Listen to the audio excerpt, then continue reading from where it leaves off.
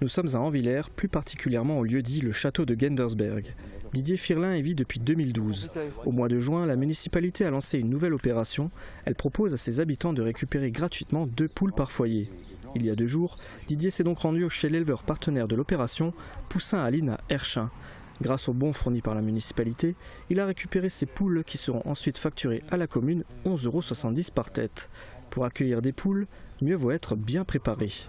Ça c'est très important, après il faut s'en occuper et il faut bien s'en occuper. On ne peut pas prendre des poules et les mettre dans un garage par exemple.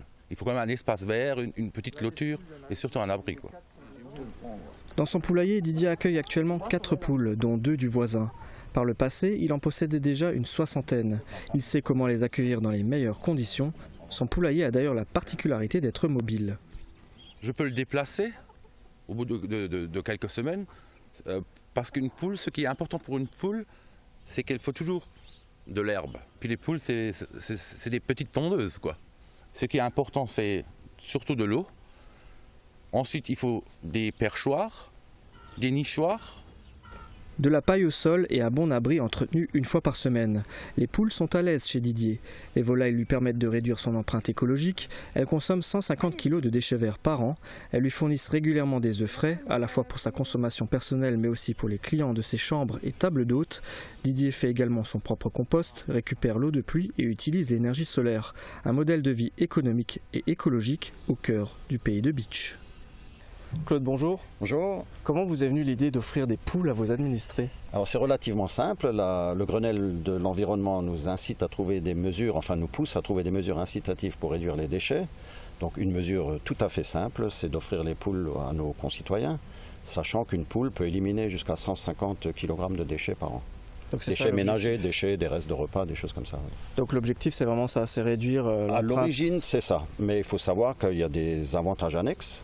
Vous réduisez l'empreinte carbone du transport que vous économisez pour ne pas transporter ces déchets que vous donnez aux poules, mais aussi celle de l'empreinte carbone des œufs que vous n'allez pas acheter, qui ne viennent pas, je ne sais pas de quelle batterie, au fin fond de la France ou de l'étranger.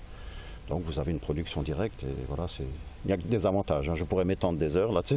Il y a beaucoup de foyers déjà qui ont utilisé leur bon. Alors il y a une quinzaine de foyers à ce jour qui ont utilisé leur bon, sachant que l'opération n'est pas limitée dans le temps. Donc il y a ceux qui sont intéressés mais qui prennent un peu de temps pour installer leur poulailler.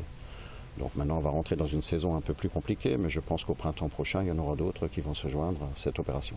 Vous avez d'autres projets pour améliorer la qualité de vie ici à Anvillers? On a notamment une subvention, on a mis en place une subvention pour le ravalement de façade qui se joint à celle de la communauté des communes. On a un chantier de réfection de réseaux d'eau potable dont on profite pour refaire la voirie et enfuir les réseaux. Donc on fait des choses, on essaie de faire des choses simples et pas trop chères, voilà, pour que tout le monde se sente bien dans notre village.